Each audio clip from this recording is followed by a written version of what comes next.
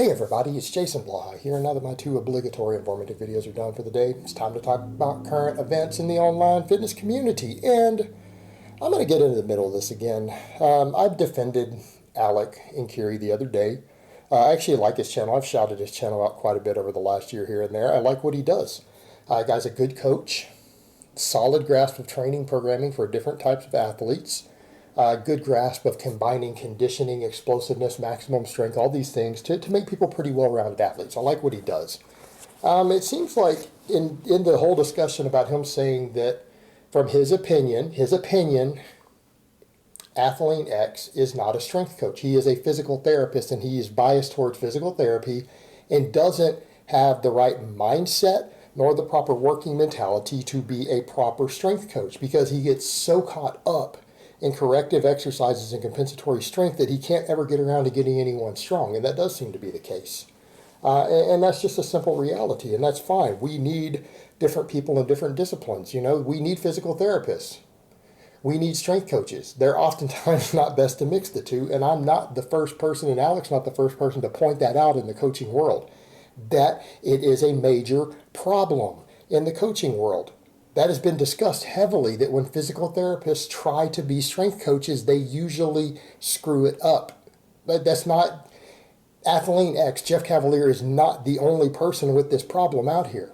It's an ongoing problem. And if you look at his programs, his strength programs, or his hypertrophy programs and everything else, they're really not that good. His physical therapy stuff is excellent. I've used some of the stuff he puts out for physical therapy. We're not knocking that. I'm not knocking it. Alec isn't knocking it. All right? No one's knocking that. We're knocking his knowledge of strength training because it's piss poor. So let me go ahead and put on my +5 out of weaponsmithing, work on skilling up my crafting a little bit, and let's talk about this. And you know,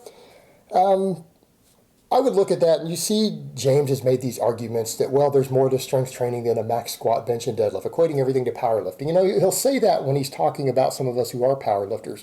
Well, what are you going to do when athletes who compete in different sports than what we happen to compete in, or have competed in the past, because that's not the only sport I've competed in, but that's fine. That's a totally different topic. I have competed in endurance and shooting sports also. So, set that aside, though. Why is it everyone always makes it about that? That's exactly what he did, and that's what Alec defended. I'm going to link Alec's video down below also, so you guys can see what he said on it. We all know there's more to strength than the max squat, bench, and deadlift. But what we would say to people like James, you know, they do matter, right? You want a good proxy for lower body strength? Okay, how about your 5-rep max on a barbell squat? Or your 10-rep max, or whatever. Like, how about 5 reps?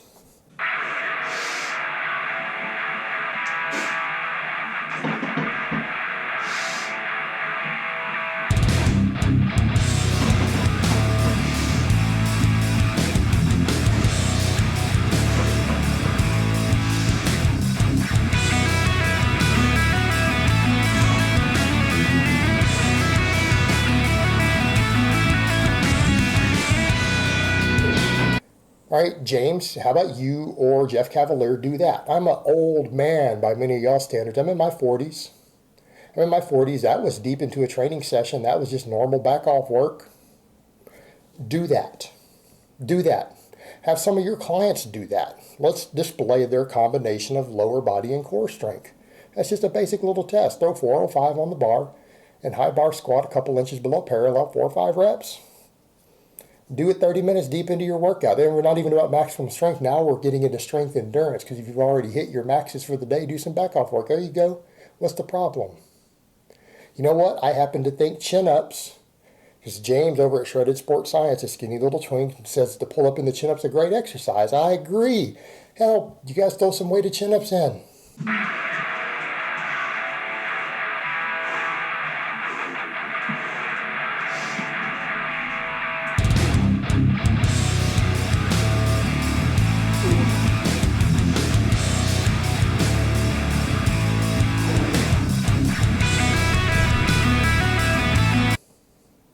See, not a max squat, bench, or deadlift.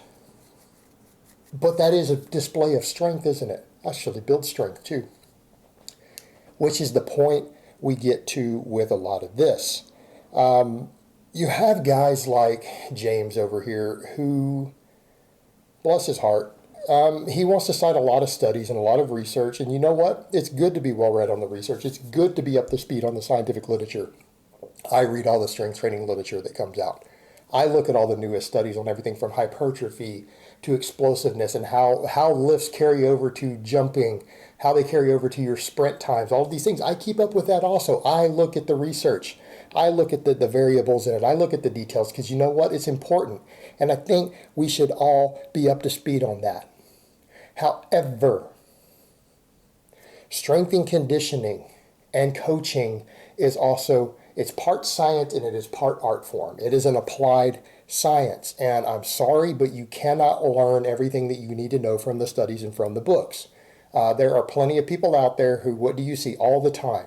They go get their undergrad degree in exercise science. They go get a personal training certificate from an accredited organization, some of the good ones, and then they get clients, and what's the first thing you notice? They can't even write a basic program.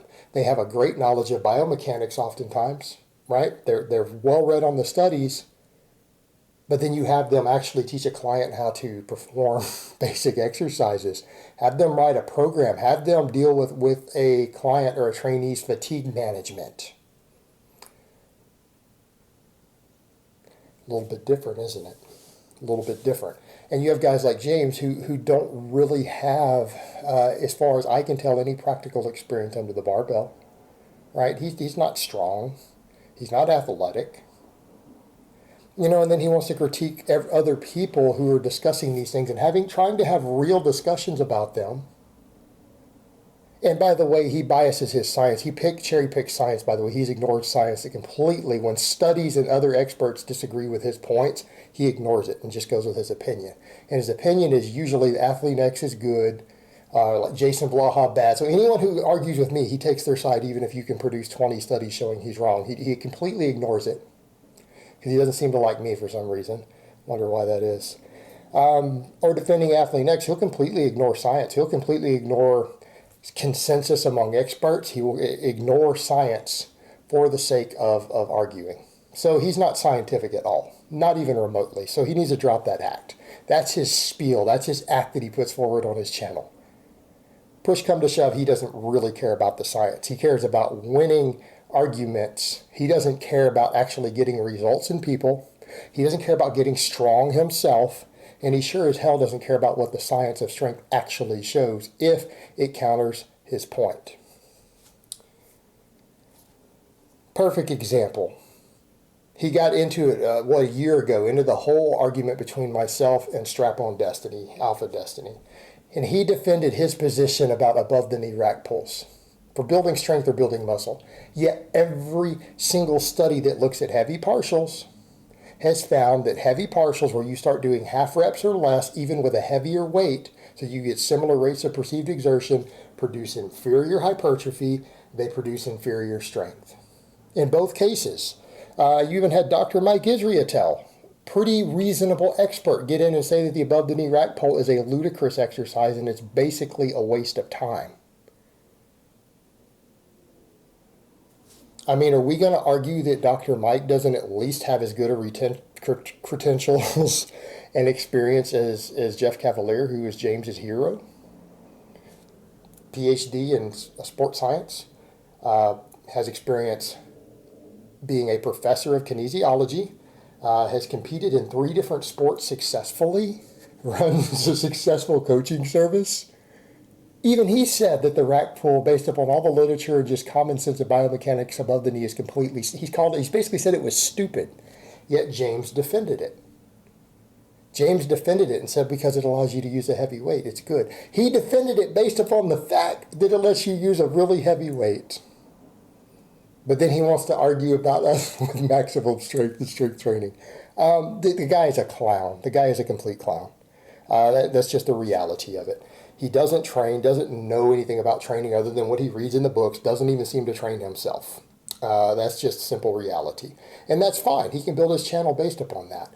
But let's not pretend that you can pigeonhole all of us who actually are serious about strength and conditioning. You just want to pigeonhole all of us as power lifters and act like we don't do other lifts Like, we don't do speed strength. We don't do conditioning work. We don't do explosive work when we all clearly do. I do. Alex sure as hell does. Like, I'll be honest with you, I don't think there's any strength sport that you, especially when we start giving points for weight classes, I don't think there's any strength sport I could beat Alec in. I don't think I could. He's a good coach, fantastic body composition, has great conditioning, a lot of explosiveness, and is really strong at about 12 different basic exercises. And not just singles, I'm talking his 5-rep strength, everything else. The guy knows what he's doing.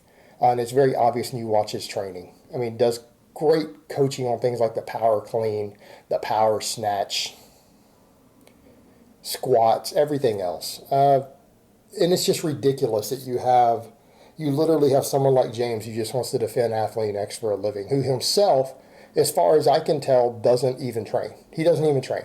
And maybe I'm wrong. Maybe he'll post up some videos now showing himself doing actual trainings, his actual workouts, what he does himself or what he does with clients. That's fine. Maybe he's not interested in training himself. Maybe he has a serious medical condition like multiple sclerosis or something to where he can't train. I don't know. Maybe it's possible. And so then he trains other people. Well, put up some of what you're having your clients and athletes do then. Let's display some actual knowledge of coaching before you're going to attack other people who are coaching, who are saying, hey, this person really isn't a strength coach.